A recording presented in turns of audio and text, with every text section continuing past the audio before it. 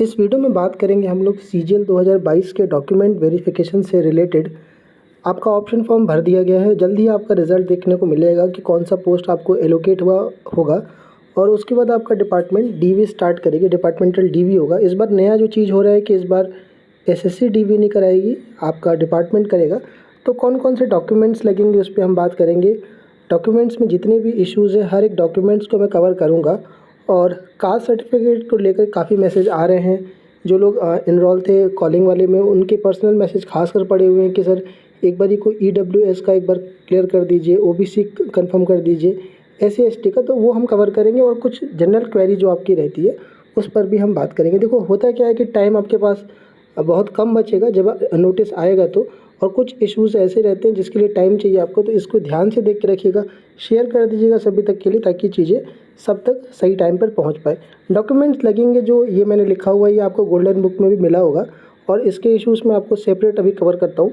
10वीं की marksheet certificate, 12th की मार्कशीट और सर्टिफिकेट, ग्रेजुएशन का मार्कशीट हर सेमेस्टर वाइज आपका, ग्रेजुएशन का सर्टिफिकेट आपका जिसको हम लोग डिग्री सर्टिफिकेट कहते हैं, और डॉक्यूमेंट वेरिफिकेशन के लिए आपका एडमिट कार्ड अलग से आएगा। पोस्ट प्रेफरेंस जो आपने लास्ट में भर के प्रिंट आउट लिया था उसको लेके जाना होगा। फ़ोटोग्राफ्स आपके लगेंगे। कास्ट सर्टिफिकेट अगर आप पर्टिकुलर कैटेगरी को बिलोंग कर रहे हैं। एनओसी की बात करेंगे अभी हम आगे इस वीडियो के अंदर। एनओसी की ज़रूरत पड़ेगी जो इसके लिए एलिजिबल हो। आप पेन ले लीजिएगा साथ में। आपको आईडी प्रूफ की ज़रूरत पड़ेगी और एड्रेस प्रूफ के लिए आपको आधार कार्ड या फिर आईडी प्रूफ, ये जो है वो डेट ऑफ बर्थ के लिए, और नीचे वाला जो है आपका एक एड्रेस जिसमें कोई भी एड्रेस प्रिंट लिखा हुआ हो। और आपको ओरिजिनल डॉक्यूमेंट इन सभी की चाहिए, साथ में 2 कॉपी फ़ोटोसेट की। तो ये तैयार करके रखिए फ़िलहाल, बिकॉज क्योंकि जैसे आपने देखा कि सब कुछ आप बैठे हुए थे, अचानक से ऑप्शन फॉर्म भर दिया। वैसे ही एसएससी जब शांत बैठी रहती है तो बैठी रहती है, जब आती कराने पे तो एक बार में ही सब कुछ हो जाता है, तो टाइम नहीं बचेगा आपका। सबसे पहला हम जो चीज़ कवर करेंगे वो होगा 10th का मार्कशीट और सर्टिफिकेट। देखिए क्लास 10th की जो मार्कशीट और सर्टिफिकेट होता है, कुछ बोर्ड जो आपके हैं वो अलग अलग देते हैं, मार्कशीट अलग देते हैं और सर्टिफिकेट अलग देते हैं। अब इसको लेके कई लोग पैनिक होंगे कि ये मेरा कैसे, मेरे पास तो एक ही है। तो आप एक बार अपना पढ़ लीजिएगा, उस पर लिखा रहेगा मार्कशीट कम सर्टिफिकेट, ना दोनों वर्ड लिखा रहेगा। ये मार्कशीट भी होगा, सर्टिफिकेट भी होगा। कई लोग को आज ये फर्स्ट टाइम इस वीडियो के सुनने के बाद ये देख पाए होंगे, तो घबराइएगा मत, ये कई लोगों के साथ होता है। पहले भी चीज़ें मैंने देखी हैं, तो पहली बार उनको मालूम चलता है कि मार्कशीट और सर्टिफिकेट उनका एक में ही है। दूसरी चीज़, अगर आपके नाम में मिस्टेक है, खुद के सरनेम में, या स्पेस का इशू रहता है, या फिर आपका आगे पीछे हो गया है, तो कोई इशू नहीं रहता है। खासकर फादर के नेम में मैक्सिमम मिस्टेक देखने को मिलता है कि सर उनका सरनेम नहीं है, स्पेस की दिक्कत है, स्पेलिंग मिस्टेक है। तो कोई भी इशू नहीं है अगर आपका नाम के स्पेलिंग में मिस्टेक है तो एफिडेविट बनवा के रख लीजिएगा। देखो पहले क्या था, एसएससी करता था, तो जो चीज़ें एसएससी ने फॉलो करा है डिपार्टमेंट भी इस बार वही करेगा, उससे कुछ हट के नहीं जाएगा। तो आप वही चीज़ें फॉलो करिए जो एसएससी के डीवी में होता है पिछले 4 सालों से, जो मैं कवर करते आ रहा हूँ। और जो कुछ भी सॉल्यूशंस निकले वो सब आपके सामने इस वीडियो के थ्रू में प्रेजेंट कर रहा हूँ। देखो इस बार एक चीज़ ज़रूर देखने को मिलेगा कि अलग अलग, देखो 50 डिपार्टमेंट आपके हैं, तो 50 अपने, जैसे कह रहे हैं अपनी पावर उनके पास चली जाएगी, सब अपना अपना दिखाएंगे। लेकिन पैनिक होने की ज़रूरत नहीं है, अल्टीमेटली सबको एक ही रूल फॉलो करना पड़ेगा, राइट। तो एफिडेविट बनवा लीजिएगा एक सेफ्टी के लिए, वरना पैनिक मतलब परेशान रहोगे डीवी के लिए, और इसकी कोई बहुत ज़्यादा आपको टेंशन लेने की ज़रूरत नहीं है। अगर एप्लीकेशन फॉर्म में रोल नंबर, मैक्सिमम प्रॉब्लम आती है कि सर रोल नंबर गलत भर दिया या पासिंग ईयर गलत भर दिया, तो उसकी भी कोई दिक्कत नहीं है, बिकॉज क्लास 10th से केवल आपका नाम और आपका डेट ऑफ बर्थ चेक किया जाता है, ईयर और परसेंटेज या फिर रोल नंबर आपका चेक नहीं किया जाता।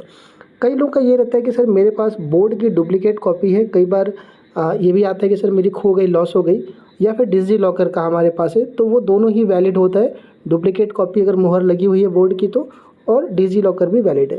12th वाले केस में भी सेम है, मार्कशीट और सर्टिफिकेट कुछ बोर्ड एक ही देते हैं, कुछ अलग अलग देते हैं, तो वो अगर आपका है तो लेके जाना है आपको।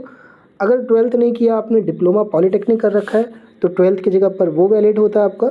रोल नंबर गलत भर दिया फॉर्म में, नाम अगर आपने परसेंटेज गलत भर दिया, अपने नाम के स्पेलिंग में मिस्टेक है, तो कोई भी टेंशन लेने की ज़रूरत नहीं है, कोई प्रॉब्लम आपको क्रिएट नहीं होगा इससे। चीज़ें आपके लिए काम की लेके आ रहा हूँ टाइम पर। चीज़ें लग रहा है आपको कि यार कंटेंट आपके मतलब का, तो चैनल को आगे ले जाने के लिए सिर्फ एक ये सहारा है, वीडियोस को शेयर करिए, जितने भी ग्रुप्स हैं उन तक पहुँचाने की कोशिश करिए। गोल्डन बुक अभी आप तो गया होगा, बहुत लोग फर्स्ट टाइम उस चीज़ को देख पाएंगे, जो कि वो 3 साल से पिछले जा रहा है। तो अच्छी चीज़ है कि जब सब तक चीज़ें पहुंचती हैं और काम की चीज़ें पहुंचती है तो मुझे भी अच्छा लगता है। तो प्लीज़ यार सब्सक्राइब करके ही देखिएगा अगर ये वीडियो आपके लिए इफ़ेक्टिव है तो। ग्रेजुएशन की अगर हम बात कर ले तो ग्रेजुएशन में हर 1 साल की मार्कशीट चाहिए। अगर आपने बीटेक किया है तो चारों साल की आपकी मार्कशीट चाहिए, हर फर्स्ट ईयर से लेके फोर्थ ईयर तक की। कुछ बोर्ड ऐसे हैं या कुछ कॉलेज ऐसे हैं जो कंसोलिडेटेड मार्कशीट देते हैं, जैसे कि दिल्ली यूनिवर्सिटी हो गई, जिसमें फर्स्ट ईयर सेकेंड ईयर की नहीं मिलती, फाइनल ईयर की आपकी इकट्ठे मिलती, तो वो आपका वैलिड है, आपको हर साल की ज़रूरत नहीं है वहाँ पर। अगर किसी एक सेमेस्टर का मिसिंग है, खासकर बीटेक वालों की बहुत आते हैं मेरे पास कि सर मेरा सेकेंड ईयर का गायब हो गया या मेरा इसका, तो भी कोई टेंशन की बात नहीं। अगर कोई एक ईयर की मिसिंग है तो एसएससी के जब डीवी होते थे तो थोड़ा सुनाते थे वहाँ पर वो, लेकिन फिर भी आपका कोई इशू नहीं है, राइट। ग्रेजुएशन का जो फाइनल ईयर का जो मार्कशीट होता है, इसको ध्यान से समझिएगा। जो मार्कशीट आपकी जो प्रिंट होके आती है उस पर जो डेट होता है, एक कट ऑफ डेट होता है, यानी कि इस डेट से पहले आपका ग्रेजुएशन हो जाना चाहिए। तो वो जो डेट है आपकी वो मार्कशीट से देखी जाती है, मार्कशीट पे जो प्रिंट होता है। यहाँ पर एक आध लोग कुछ लोग होंगे जो उनको दिक्कत आएगी कि पहले कुछ और आया था बाद में चेंज करने के लिए दिया, ऐसे क्वेरी आती है मेरे पास हर साल। 4-5 केसेस ऐसे रहते हैं कि वो हम अलग से वो लोग मैसेज कर देना आप टेलीग्राम पे, यार बहुत हेक्टिक शेड्यूल्ड है, लेकिन फिर भी मैं ट्राई करूँगा, ऐसा कुछ केसेस फंसेंगे तो। बाकी आप इसको ही लेके चलिएगा इस डेट से।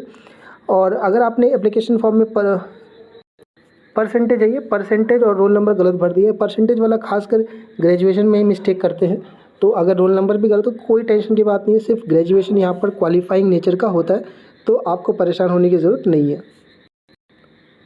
ग्रेजुएशन की एक डिग्री सर्टिफिकेट होती है आपकी, तो वो भी आपकी लगती है। डिग्री सर्टिफिकेट कुछ कॉलेज में नहीं मिलता है टाइम पर, तो अगर आपके पास ओरिजिनल नहीं है तो उस केस में आपके पास प्रोविजनल होगा, कॉलेज प्रोविजनल दे देता है। मैक्सिमम के कॉल ये भी रहते हैं कि सर प्रोविजनल सर्टिफिकेट है, ओरिजिनल नहीं है, तो प्रोविजनल से ज्वाइनिंग हो जाती है आपकी। जब आपके पास ओरिजिनल आएगा तब आप उनको दे देंगे।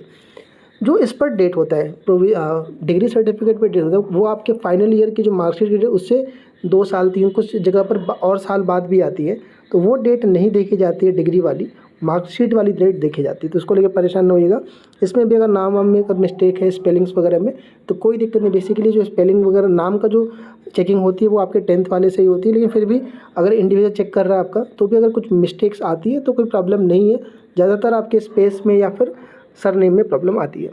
कास्ट सर्टिफिकेट की अगर हम बात करें तो देखो, एसएससी की नोटिफिकेशन में साफ साफ इस बार लिखा हुआ था कि कैटेगरी चेंज नहीं होगी। पहले क्या था कि प्रोविजनल डाल दे रहे थे आपका या आपको जनरल में काउंट कर ले रहे थे, इस बार लिखा हुआ है। इसको लेके काफ़ी ज़्यादा पैनिक का सिचुएशन बना हुआ है।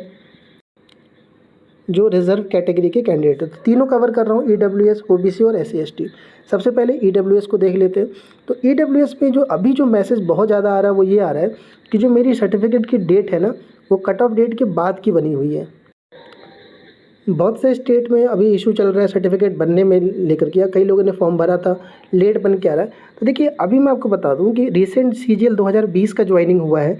मैं देखो पिछले सीजीएल 18 से पोस्ट प्रेफरेंस से लेकर के ज्वाइनिंग तक की चीज़ें एंड तक जोड़े रहते हो। अभी मैंने जो पोस्ट प्रेफरेंस 22 वाला भी कवर किया वो आपके ज्वाइनिंग तक का रहेगा। तो मैं आपको बताऊँ, हुआ ये है कि जो एसएससी डीवी करते आई है, जब ईडब्ल्यूएस जब से आया है आपका, उसमें आपका कट ऑफ डेट आपका जो रहा है वो नहीं देखी है एसएससी, केवल फाइनेंशियल ईयर और वैलिड ईयर ही एसएससी ने चेक किया है। और डिपार्टमेंट की अगर हम बात करें तो रिसेंट में आपको बताऊं सीजीएल 2020 का चल रहा है ज्वाइनिंग, तो वहाँ पर भी, या फिर सीएचएसएल की अगर हम बात कर ले इसके पहले 20 वाला, तो डिपार्टमेंट ने वहाँ पर भी मैक्सिमम डिपार्टमेंट का कट ऑफ डेट ना देख करके सिर्फ फाइनेंशियल ईयर वैलिड ईयर ही देखा गया है। तो इसलिए मैं बोलूँगा कि आप पैनिक ना होइए इसको लेकर के, क्योंकि अगर एक बार एक डिपार्टमेंट इसके थ्रू जाता है या फिर एसएससी ने जब अपने एंड पर पीछे सीजीएल 21-22 में कट ऑफ डेट को नहीं देखी है, तो डिपार्टमेंट के पास भी मतलब यही रूल फॉलो करने का वो है। तो फाइनेंशियल ईयर वैलिड ईयर आप एक बार देख लीजिए, सही है तो पैनिक होने की ज़रूरत नहीं है। ओबीसी की अगर हम बात कर ले तो कट ऑफ डेट से 3 साल पहले का आपका वैलिड है, आपका अगर सर्टिफिकेट है तो। और 6 महीने बाद वाला नहीं मान रहा है डिपार्टमेंट। आपको पता है कि एक रूल है सुप्रीम कोर्ट का कि सर्टिफिकेट जो बनी जो फॉर्म भरने की जो लास्ट डेट है वो कट ऑफ डेट से 6 महीने बाद का भी रहता है, लेकिन वो नहीं लेता है एसएससी भी उसको पहले से नहीं लेते आ रही है। अगर हम बात करें फॉर्मेट की तो कई कैंडिडेट स्टेट फॉर्मेट का सर्टिफिकेट लेकर रखें जो 3 साल वाला है और वैलिड वाला है, बाकी उनके पास इनवैलिड सर्टिफिकेट है, तो स्टेट फॉर्मेट भी एक्सेप्टेबल होता है आपका। अब यहाँ पर कई कैंडिडेट ऐसे मिलेंगे, जैसे ईडब्ल्यूएस की अगर हम बात करें तो बहुत सारे लोग पहले से ही सेफ साइड में थे, लेकिन अगर हम बात कर लें ओबीसी के, तो यार अगर जो लोग का क्रूशियल डेट यानी 3 साल के पहले वाला नहीं होगा, उससे भी पहले का होगा या अभी रिसेंट का होगा, तो उनके उनके लिए डिपार्टमेंट यार जैसे पहले करते आई है वो ये करते आई है कि उनसे बोला गया है कि आप अपने जहाँ से भी सर्टिफिकेट ये इशू है वहाँ से ये अगर कंफर्म करा पाएँ सर्टिफिकेट के थ्रू या किसी भी थ्रू, किसी भी पेपर के थ्रू, कि इस टाइम पीरियड के अंदर क्रूशियल डेट के अंदर आप नॉन क्रीमी लेयर ओबीसी को बिलोंग कर रहे थे कि नहीं कर रहे थे। अगर आप ऐसा सर्टिफिकेट प्रोड्यूस करते हैं देन आपका ओबीसी कंसीडर करके यानी आपको वैलिड मान करके आपका प्रोसीड कर दिया जाएगा, जो कि चांसेस है कि यार इस बार भी डिपार्टमेंट लेके चलेगा। अभी डिपार्टमेंटल डीवी का पूरा नोटिस आ जाएगा, हम अच्छे से समझ लेंगे उसको, लेकिन जो पहले चीज़ें करते आई है डिपार्टमेंट वो मैं आप तक चीज़ें शेयर कर रहा हूँ। अब इसके लिए क्या रास्ता निकाला है डिपार्टमेंट कैंडिडेट्स ने वो अलग मैटर है आपका, लेकिन पहले हम बात कर लेते हैं कि जो चीज़ें पीछे हुई हैं वो क्या कुछ गुजरी हैं। तो ओबीसी वाले भी अगर 3 साल का है आपका तो पैनिक ना होइएगा। SC ST के भी मैसेज आ रहे हैं कि सर क्या हमें भी कट ऑफ डेट का वो रहेगा, तो ये देखो SC ST के लिए कोई भी कट ऑफ डेट का इशू नहीं है। पहले भी सीजल 21 में भी नोटिफिकेशन में लिखा हुआ था कट ऑफ डेट नहीं देखा गया, SSC ने नहीं देखा, और कट ऑफ डेट की ज़रूरत पड़ती नहीं, कैटेगरी आपकी चेंज नहीं होती। एक बार SC ST हो तो 10 साल पुराना भी सर्टिफिकेट आपका वैलिड होता है, राइट।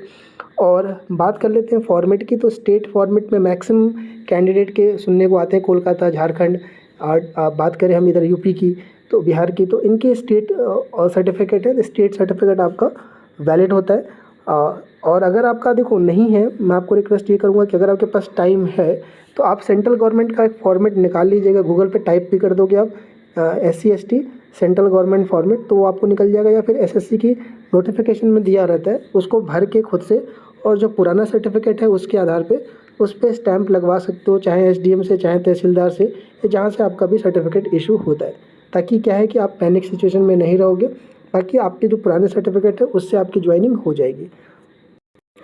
अगर आप सेंट्रल गवर्नमेंट जॉब में हैं तो NOC की ज़रूरत पड़ेगी आपको, अगर आप नया डिपार्टमेंट ज्वाइन कर रहे हैं।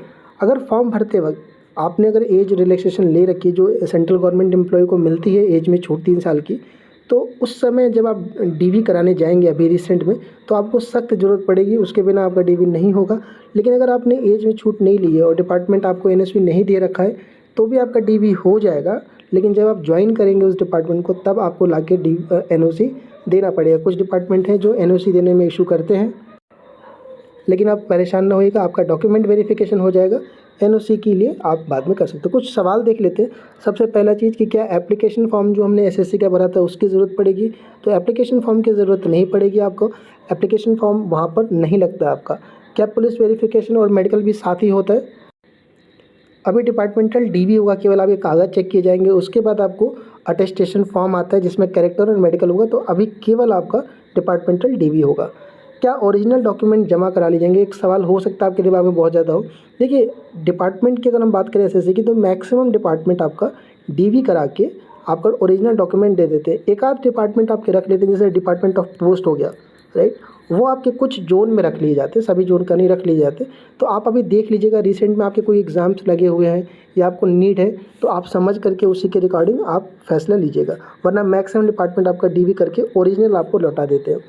ईमेल एड्रेस या मोबाइल आपका चेंज हो गया या आपका पता चेंज हो गया है, तो जब आप डिपार्टमेंटल DV कराने जाओगे वहाँ पर आपको एक नया फॉर्मेट या फॉर्म दिया जाएगा जिसमें बेसिक डिटेल भरी जाएगी, वो आप वहाँ पर अपडेट कर दीजिएगा, ताकि वो डिपार्टमेंट जब आपको अटेस्टेशन फॉर्म या ज्वाइनिंग लेटर इशू करे तो उस नए पते पर या उस नए ईमेल पर आपको कांटेक्ट कर पाए। बात करते हैं कि क्या फ़ोटो जो हम फॉर्म में लगाए थे वही लेके जाए, तो मेरी रिक्वेस्ट यही रहेगी कि जो फॉर्म में आपने लगाया था वही लगाइएगा। रिसेंट लगा देते हो चीज़ें बदल जाती हैं, अभी 2-3 साल में आपके फेस में बहुत बदलाव आता है।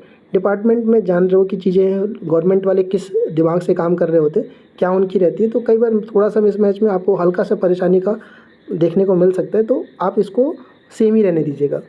ID प्रूफ में अगर एड्रेस जो आपने SSC में भरा हुआ है वो नहीं है, अगर अलग है आधार कार्ड में, तो टेंशन की बात नहीं है, आपको एड्रेस प्रूफ के लिए कोई भी कागज़ देने की ज़रूरत नहीं होती है जो आपने SSC फॉर्म में भरा हुआ है, एड्रेस आपका चेंज हो सकता है। ये कुछ सवाल थे आपके, इसके अलावा भी अगर कुछ रह रहा है कमेंट सेक्शन में डाल दीजिएगा यार। जो लोग पेड सर्विस में जुड़े थे, पोस्ट प्रेफरेंस पेड कॉल में जुड़े हुए थे, उनको इंडिविजुअल को कॉल आएगा जब डॉक्यूमेंट वेरिफिकेशन स्टार्ट होगा, तो पूरा कवर करूँगा। ज्वाइनिंग तक का मैंने बोला था आपसे, ज्वाइनिंग तक की चीज़ें कवर कराऊंगा आपका। फिर भी किसी को भी कोई तरह की डाउट है तो यूट्यूब कमेंट में लिख दीजिएगा, टेलीग्राम ग्रुप का नीचे लिंक दिया है वहाँ मुझे